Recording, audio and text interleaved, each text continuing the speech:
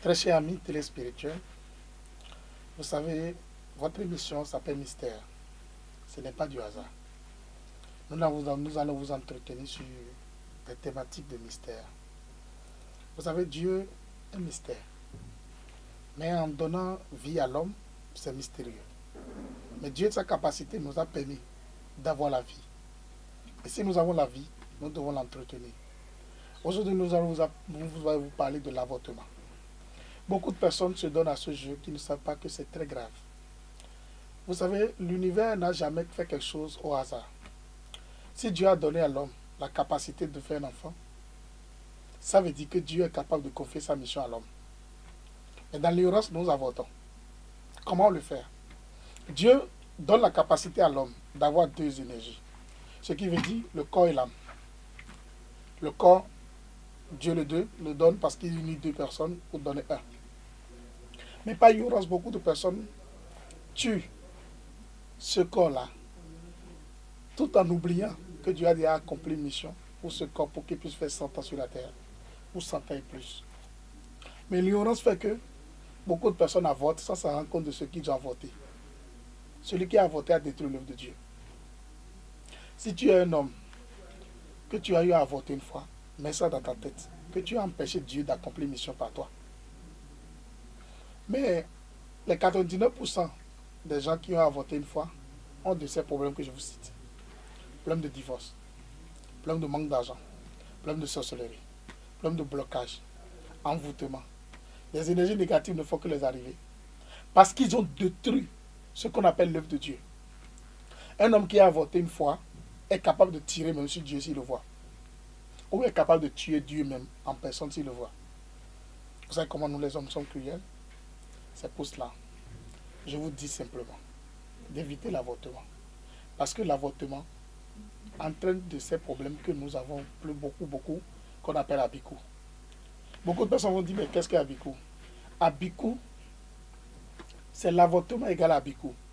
Quand tu as avorté une grossesse, l'esprit de l'enfant, l'âme de l'enfant va tourner autour de toi durant 100 ans et plus. En ce temps, partout où tu vas passer, chez un boconon, un pasteur, un prêtre, un vaudenon, on va te dire que tu es dérangé par des esprits d'Abikou. Ou bien partout, tout le monde va. Pour trouver satisfaction, quand toi tu iras là-bas, tu vas voir que tout rien ne marchera. Beaucoup de personnes crient, c'est ma tante, c'est mon oncle qui est de Bomiwe. C'est faux. Le bodo, mais là, c'est toi-même d'abord. Parce que tu as détruit l'œuvre de Dieu. Et tu as empêché Dieu d'atteindre son objectif. Beaucoup de personnes se plaignent. J'ai pas d'enfant. Oui, tu as eu à avorter hier. Aujourd'hui, tu n'as pas d'enfant. Tout ce que tu fais, te fait. Hier, tu étais étudiante. Tu étais élève. Tu étais sur les bancs. La vie était rose. Le rouge et le blanc ne collaborent pas. Quand tu aimes faire l'amour, il faut savoir jouir du fruit de l'amour. Le fruit de l'amour, c'est quoi? C'est l'enfant. Mais beaucoup de personnes, mais tu sors avec un DG qui a sa femme mariée. Tu sors avec quelqu'un en clandestinité. Quand tu as dit je suis tombé enceinte, tu te dis moi, jamais tu vas faire avortement. L'avortement que tu as fait, c'est ça qui revient 14 ans, 17 ans après dans ta vie pour te bloquer, pour que tu n'évolues pas. Oui, chers amis téléspirituels, ne dites pas que Dao est Dieu avec ces phrases. Mais ce que je vous dis, c'est des vécus. J'ai une amie, quand on était en classe de quatrième, elle a eu à avorter une grossesse. C'était des jumeaux. Je ne dis pas son nom parce qu'elles sont en train de me suivre ici maintenant. Les jumeaux qu'elle a eu à avorter à l'époque, 22 ans après, aujourd'hui, est chef d'enfant depuis des années. Ils ont fait l'échographie, consultation gynécologique. Elle n'a pas de problème. Elle est partie jusqu'à Paris pour se faire consulter. Elle n'a pas de problème. Mais paradoxalement, elle a oublié qu'hier qu'elle a eu à avorter une grossesse quand on était en classe de quatrième. J'étais en train de faire une émission à la télé, elle m'a suivi, elle dit, mais c'est mon collègue, on a été élève. J'ai fait les bancs avec Dao.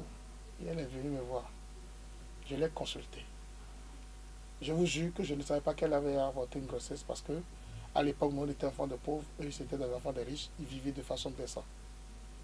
Mais malheureusement, je l'ai consultée, elle dit, ah, Chantal, tu as eu à avorter une grossesse des jumeaux. On vient de me les présenter ici. Partout où tu cherches une grossesse, tu ne vas pas trouver. Elle s'est mise à pleurer. Moi, j'ai dit à 5 enfants. 5 déjà. Mais elle n'a pas un seul. Elle a l'argent. Elle est venue avec Randy Rover. Elle vit dans sa maison à CNSAD. Elle est heureuse, mais elle n'a pas d'enfant. Alors que le fruit de l'amour, c'est l'enfant, dit-on. Donc, mes frères et sœurs, je ne vais pas vous raconter toute l'histoire. On s'est arrangé. Je peux vous dire qu'aujourd'hui, les jumeaux sont venus, on les appelle Ange, Angela. Mais c'est des rituels qu'on a fait, on a supplié, on a fait des carèmes. Et elle-même, elle a accepté de ne plus jamais commettre cette bêtise. Comment quelque chose qu'on a fait, 22 ans après, ça revient? Vous imaginez les conséquences? L'avortement, c'est quelque chose déploré par l'univers. Et l'univers nous dit, tout ce que tu fais, te faire. Donc si vraiment, tu es un humain sur la terre et que tu m'écoutes ici maintenant, évite de faire l'avortement. Et tu auras la vie préservée. Tu auras la vie plus simple. Mais les femmes qui ont eu avorté une grossesse une fois, qu'est-ce qu'ils vont faire? Il n'y a pas de meilleure chose que de beaucoup prier. Mais moi, je vais vous dire, la prière n'empêche pas Dieu de vous accomplir ce que vous avez fait. Beaucoup de personnes se plaignent. Aujourd'hui, ils vont chez les pasteurs, vont chez les bocorons, vont dounons, ils prient beaucoup. Mais hier, ils ont été cruels en détruisant l'œuvre de Dieu. Il faudrait que vous avouez ce que vous faites à vos pasteurs, à vos prophètes, à vos maîtres spirituels comme moi, ou bien aux bocorons, ou bien aux prêtres. Quand tu vas faire tes confessions, il faudrait que tu avoues ce que tu as eu à faire. Et comme ça, tu auras la paix. Ça, c'est le thème que j'ai voulu que vous écoutez. Si tu es étudiant, tu es élève et que tu te donnes à l'avortement, les résultats de ce que tu fais t'attendent. Et tu vas les trouver et tu vas subir. Que les bénédictions soient. Vraiment, nous tendons vers la fin de l'année. Et quand nous tendons vers la fin de l'année, nous avons semblable de se donner à beaucoup de jeux. Le jeu que je vais vous dire ici maintenant, c'est quoi? Les parents payent des jouets pour des enfants. Je vais vous demander simplement de payer des jouets qui ont de bonnes attractions pour vos enfants. Nous payons des jouets pour les enfants. Je demande que vous payiez des jouets positifs pour les enfants. Parce qu'il y a des jouets qui incarnent l'esprit négatif. Et les esprits rentrent dans ces jouets pour demander à vos enfants de commettre cette bêtise. Parce que c'est la tête qui conduit les enfants vers des jouets. Mais si le jouet n'a pas une vibration positive, d'attraction positive encore, l'enfant subit les sorts négatifs de son jouet qu'il a. Parce qu'il est dompté. Et ces jouets, 17 ans après, lui montrent le chemin d'être guerrier, d'être un homme comme, excusez-moi, entre griffes, vous les connaissez. Ou bien de coûter la tête aux gens, on ne peut pas donner un couteau en jeu pour un enfant. Un pistolet en jeu pour un enfant, comme jouer jamais. Quand vous le donnez ici maintenant, l'enfant, 20 ans après, il deviendra pratiquement ce que vous connaissez. Parce que beaucoup de personnes ne font pas de formation militaire, mais ils deviennent des tireurs à gage. Parce que depuis son enfance, son papa a l'habitude de lui payer des pistolets, de lui payer des couteaux là, de lui payer des objets qui suscitent des crimes à faire poser sur la terre. Nous ne réfléchissons pas. Si on voit l'autre faire, on a envie de faire. Moi, je vous demande simplement, mes frères, d'être conscient et de savoir que aujourd'hui, il n'y a pas de hasard. Le hasard n'existe pas. Ce que tu fais, te fait. Et beaucoup de personnes veulent rentrer dans la nouvelle année sans remplir des conditions positives. Moi, je peux vous donner 3 thématiques. La première, ne fuyez pas vos dettes. Allez vers ceux que vous devez ou ceux qui vous doivent. Affrontez vos dettes. Moi, j'ai appris à le faire. Je ne dois à personne avant de rentrer dans une nouvelle année. Non, je viens te voir et dire, mon frère, l'argent que je te dois, je te paye ça l'année prochaine.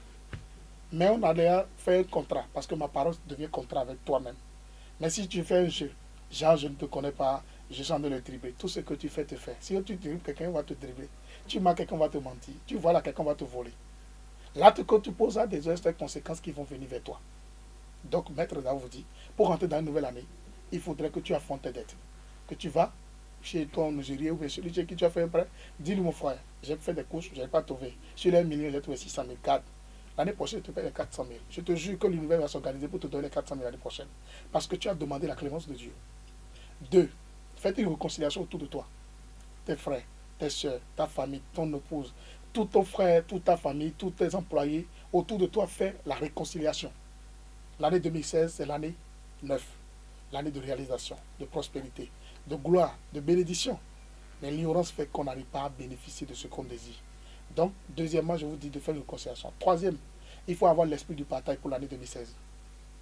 L'année 2016 est assise sur le chiffre 9. Ça va être 999. C'est la réalisation parfaite de Dieu. Dieu est assis sur le chiffre 9. Ce qui veut dire, si tu es un humain qui veut bénéficier de l'égrégore de l'année 2016, il faut que tu remplisses certaines conditions. Je vais te donner une recette que tu vas utiliser rapide. Tu vas chercher le sel, Dao, le soufre et le sucre. Le sel, le soufre et le sucre. Que tu écrases correctement, ça devient du poudre fine. Que tu mets un peu dans l'eau tous les jours pour te laver. Je dis bien le sucre, le sel et le soufre. Ça va désactiver tout ce qu'on appelle négativité de ton corps. Ça va purifier ton aura pour que tu aies la paix du cœur. Ça va te protéger, te purifier, t'aider à avoir tout ce que tu désires pour une nouvelle année. Une année, ça se prépare. Et créer ce qu'on appelle cadre de vision. Ce que vous voulez réaliser en année 2016, il faudrait que dès maintenant, que vous créez cette cadre de vision pour ne pas voir le temps est parti. Moi, Dao, l'année 2015, je vais demander à mon cadreur de m'écouter bien. L'année 2015, je me suis dit, je serai célèbre. En année 2015, je me suis dit, tout le monde me connaîtra Dao. En année 2015, je me suis dit, je vais me marier.